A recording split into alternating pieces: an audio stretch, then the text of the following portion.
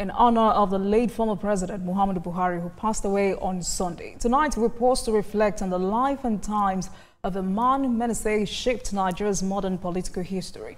Muhammadu Buhari, former president, former head of state, and a symbol of discipline and national unity.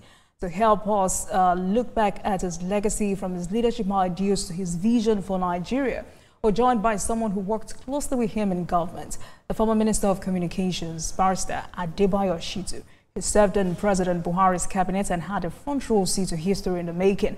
We'll be speaking with him tonight about the man behind the presidency and the mark he leaves on this nation.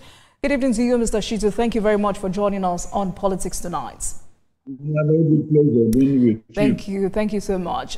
I mean, it's a solemn period for the nation, 24 hours after former President Buhari passed away. The nation is still grappling with this huge loss. African leaders have also sent him their condolences that former President Buhari spread his tentacles beyond Nigeria. But as someone who worked closely with him, who was President Buhari, and what would you say defined his leadership style? Well, Buhari, may his soul rest in peace, was one very simple Nigerian. Despite his antecedents as a military general and as a former president, he lived the life of a pure power. He was, one person who was perhaps the most incorruptible political leader we ever have in this country. He lived a very frugal life. He never imagined that he would ever take what he didn't believe belonged to him.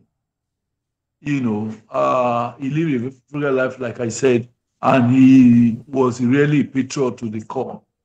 He believed in Nigeria, and he believed in the national interest also, to be over and above personal interests.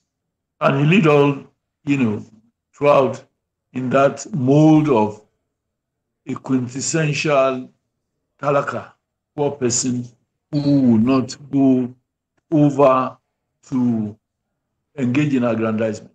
But that was not to say that he had control over other people who took advantage of his gentility and unobtrusiveness to commit all sorts of, horrible things against the Commonwealth of Nigeria.